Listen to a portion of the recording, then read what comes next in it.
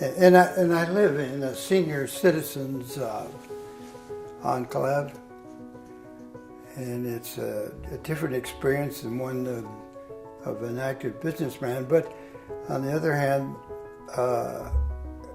it's been an interesting experience to be with a variety of people that participated in World War II. They're flyers, they're pilots, they're engineers, they're soldiers. They're just all kinds of people here, which is really a delightful experience for me because World War II was really an important event in my life. On December 7th, 1941, I was walking home from church, and I was a senior in high school, and I walked by the fire station, which was in front of the hospital, and there was just an awful lot of loud radio being broadcast from the fire station out. You could hear it as you walked by in the street. It was soon evident that the Japanese had dropped a substantial amount of bombs on Pearl Harbor.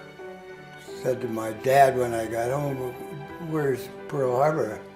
I've never heard of it before." He said, "Well, I don't know it myself very much, except that we have figured out that it's a naval base, U.S. naval base in the Pacific, and that the Japanese have bombed it and done a tremendous amount of damage."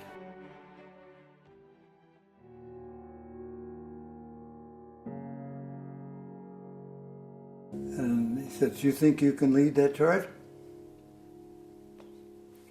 I said, what else could you say? But yes, I can do that. So on the way to Hawaii, I became a full-fledged turret officer, and I became the division leader. So I was 20 years old, and I had all this responsibility. So I grew up pretty fast, Anyway, so we went to Okinawa.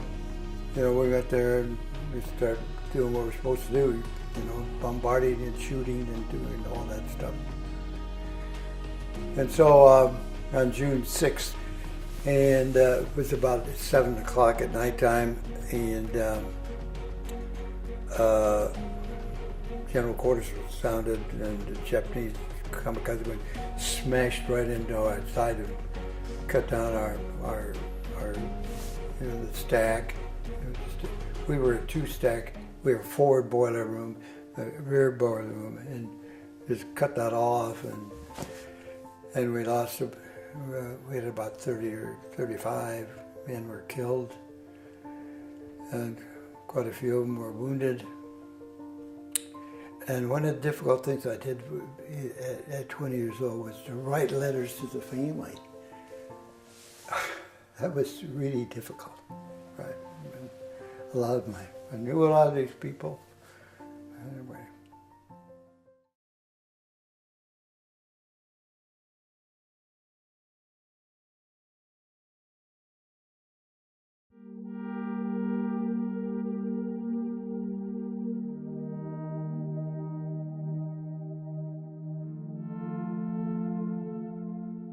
We finally get out and start pushing the Germans, but where are we going next? And where we're going is a Siegfried line.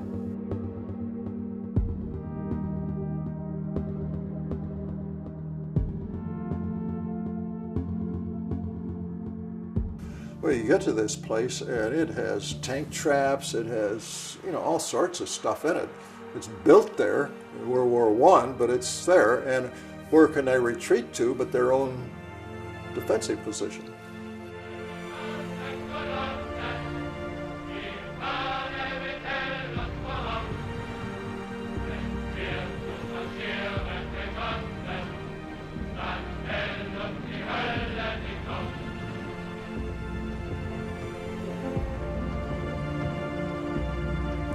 And and we had a lot of casualties because you're out in the open. You know, there was no real place to hide. It was meant to be a place where you could defend itself.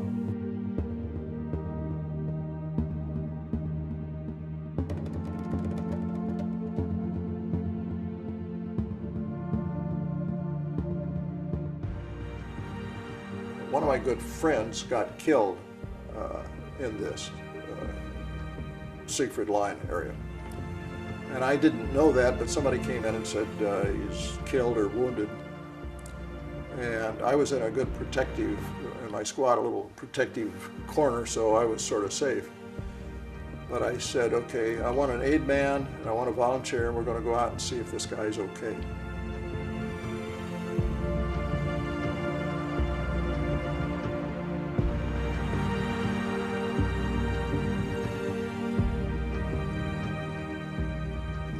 The place is all blown up, trees and stuff, and you couldn't crawl. You had to sort of stand up and walk through all this stuff, which you didn't feel comfortable doing, especially carrying a stretcher. So I got to him, we found him, and I told the aid man, you tell me if he's dead. I don't want to, that's your job, you tell me. And he was dead.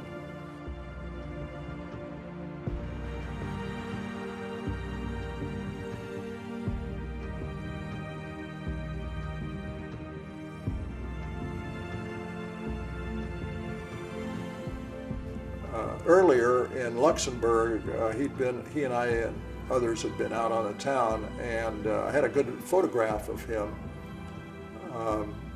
There, painted on the wall, was sort of a black silhouette of like a bad guy and type thing, so that don't talk because they're ears. And he was shaking hands with this painting on the side, sort of, and it was a good feature. So later, when I got home after the service, I decided maybe his family might like this picture. So I sent him the picture, and then I told him a little bit about it, and I sort of said, and he did not suffer. I questioned whether I should say that or not, but I thought it was a good statement. And I never got a reply.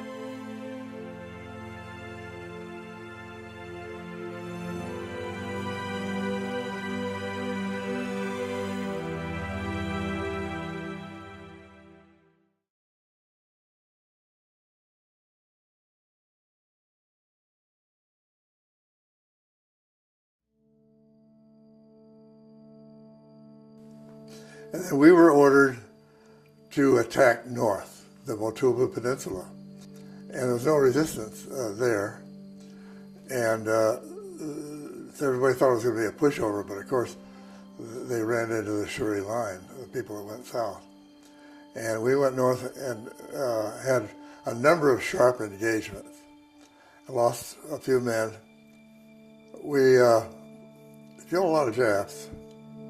And of course, the whole thing, you know, we're through now. We're going to go home, which is ridiculous. We went south immediately, went into the line, and that became the fiercest fight of World War II.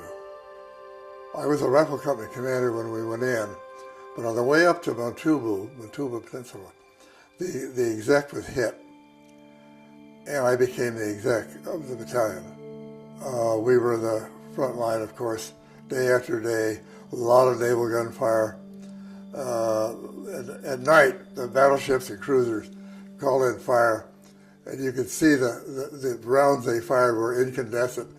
They were red hot, arcing through the sky. Anyway, it was so hot that my sector, all sectors on Sugarloaf Hill, I had a direct support of my battalion, an Army 4.2 chemical mortar company, and we fired 10,000 rounds. They were flying it in. And so, but it was largely ineffective. All it do is make you keep your head down. I was standing there on Sugarloaf, and I got hit by a mortar round went off right in front of me, and I got hit in the abdomen. And I was evacuated to the hospital. And before I was evacuated, I was in a great big shell hole. I got a called in my relief, and cleared 5 radio nets before I left, and then I ran out of there.